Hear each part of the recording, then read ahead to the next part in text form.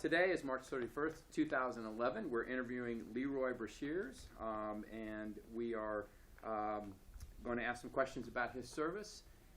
First question I have is, were you drafted or did you volunteer? I volunteered. I enlisted 7 months after when the Pearl Harbor was attacked, I was 17. The following May, I was 18. In July, I enlisted in the Navy. Why did you join the Navy? Why the Navy? Well, it was the thing to do then. Everybody, I don't know, everybody wanted. Did you want to be on a ship? Oh, yeah. Well, I was born on Baltimore, Maryland, on the Chesapeake Bay, so I wanted to be on the water, and it worked. Where did you go for training? Norfolk, Virginia. Okay, and that's where you met your wife? Yes. Right? Mm-hmm. Now, what was training like? What sorts of things did you do to train? No, and what was your specialty? What did they have you Well, after training, the training was routine. Then I made school, so I went to torpedo school. And after 12 weeks of that, I come out as third-class petty officer, which is equivalent to sergeant. And then I was assigned to a ship. And what did you do on the What did you do on the ship once you were assigned to it? We just overhaul and reworked. It was a seaplane tender, and we would leave torpedoes off at a base and then bring old ones on. And after so long, you had to go through them again, and so we just worked on them continuously. And were you in the Pacific theater? Is that where you? No, I was in the Mediterranean, Africa, and I hit about 10 or 12 different ports. When you were on board ship, what sorts of experiences do you recall that you'd like to share with us about your time when you were on board ship? Well, the thing I remember most was we were going from Iceland to England, and we had a destroyer for escort, and they sunk the submarine, and we picked up the survivors. And the thing that fascinated me the most, when they looked just like me. I don't know, I was expected to see monsters, but if they'd had uniforms that were like me, and that I've never forgotten. I don't know what I thought they looked like, but they were just people, just like you and I, you know.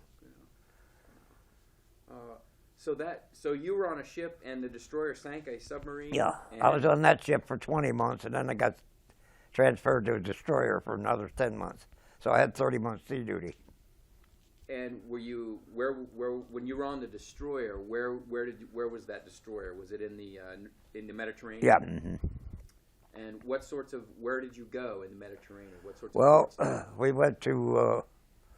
Mostly it was towards the end of the war when I went on that destroyer.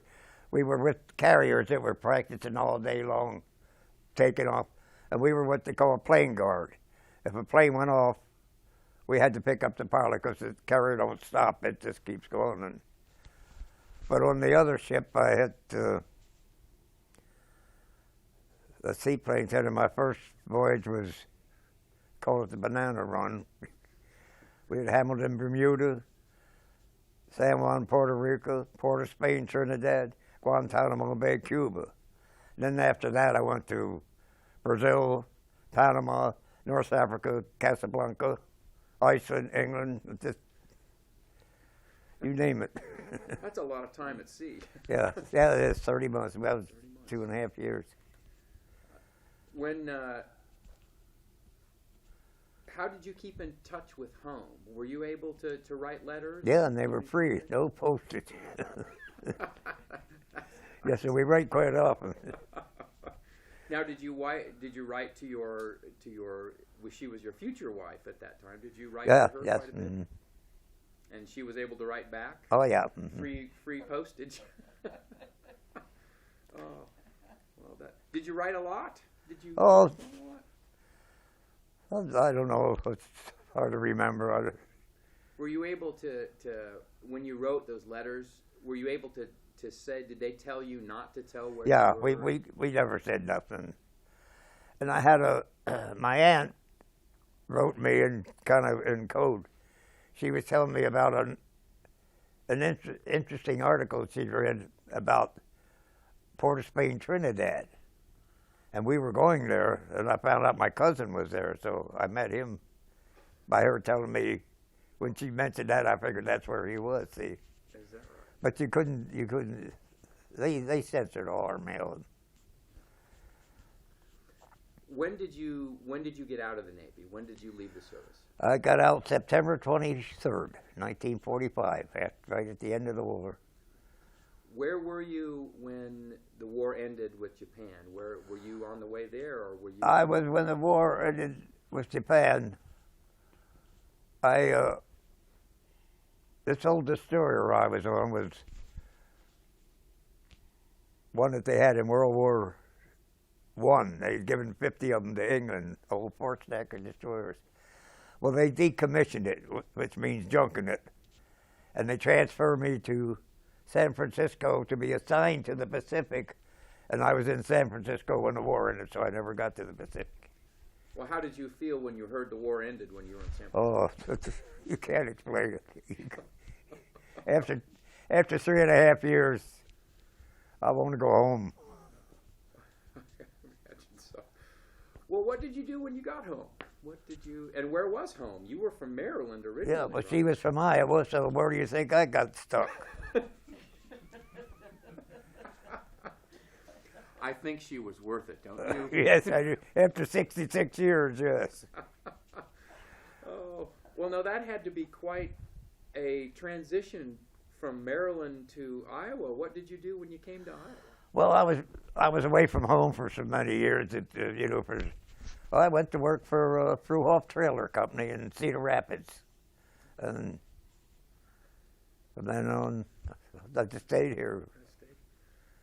So I've been here longer than I lived there, but I still think of that as home because that's where I was born and raised, And I have sisters and brothers there.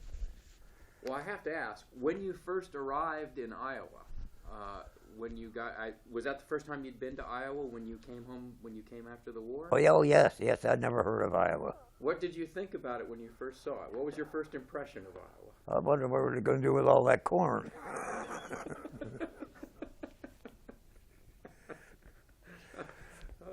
So I don't know. I got a job right away, and I didn't take advantage of any. Some of them took flying lessons that they never used, but I looked for work right away. And well, when you think back on your service, what and I asked your wife this too. What sorts of how do you feel about your service, and what are you most proud of? Well, I'm just proud that I served and went without being asked, and so I'm just glad I done it. I mean, I wouldn't have done anything else. Did you have friends back in Maryland that also volunteered at the same time? Oh, yes, there was 107 of us. They swore sending Oriole Park, they called it, and Gene Tooney was a heavyweight champion. He swore in, but he was on a stand out in the field, and there was 107 of us. Of course, Baltimore is a big city, There was 107 of us that had enlisted, all listed in the Navy at that time. Oh gosh. So let me just back up a little bit. I meant to ask you this. You said that you enlisted when you turned 18. 2 months afterwards, and yes. It was after Pearl Harbor. Where were you, and what did you think when Pearl Harbor was attacked? Do you recall what you thought, when you heard, and where you were? Yeah, I knew exactly where I was when I read it in the paper. Then they had stands, well, they still do, stands with newspapers and the big headlines. And they had extras out then. I was 17 years old, so at the time. And how did you feel when you saw it? Were you shocked, or did you? Yeah, I guess at that age, I don't know how I really felt it, but I decided I wanted to go. So now, were you living? You were living at home with your parents? Yes. Mm-hmm. How did they feel about you enlisting when you turned 18? Well, My father was, but I don't think my mother was really went along with it right away yet, but she took it. And then my younger brother went later on, so. Did he join the Navy as well? Yeah. Mm-hmm. He did. You must have told him that it was great. Well, he got in, he was 3 years younger, so he got in. Since I went in 18, got out at 21, so he'd been 3 or 4 years younger than me, so he wasn't in that long. Well, now I understand you have grandsons who've been very interested in the service of the both of you, and oh yeah, so Zach. you've been asked a lot of questions. And Yeah, the question that it's kind of humorous to me, but he says to me, "Grandpa, did you ever kill anybody when you was in the service?" I said, "No." He said, "Well, you didn't help very much, did you?" That's exactly what that kid said to me. I said, "Well, I tried."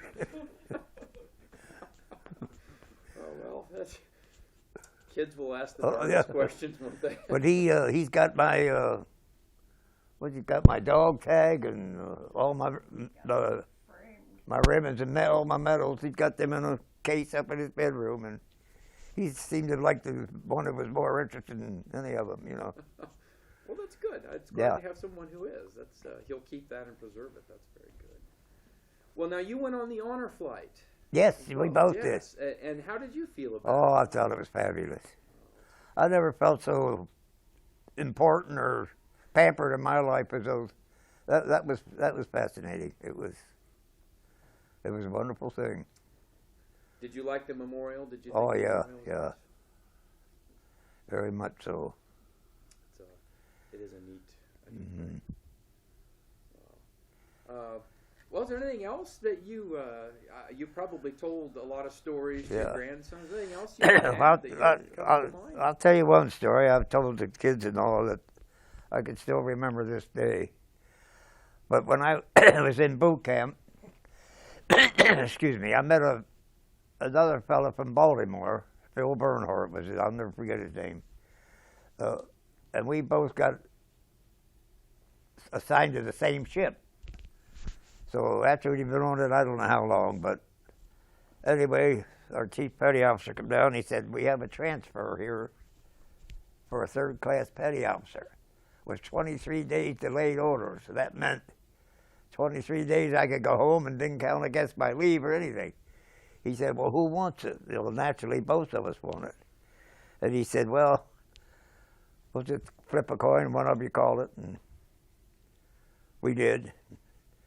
He got to go on the leave, and I went down my bunk and cried. So, but anyway, we rode back and forth. He was from Baltimore too, and I'd written to him, and we written several times to each other. And then I didn't hear anything from him. So I come home on leave, and I thought I'll call his mother. And I called her and I asked her, could she tell me where Phil is now? She said Phil was killed on the carrier. She said when a Japanese kamikaze. And I think of that today because I'd have been in that same battle station he was in. So I've just never forgotten that. You know, it's something that's always stayed with me. So other than that, I don't know of anything else. Well, that's quite a story. Yeah. Yeah. Thanks for sharing that. That's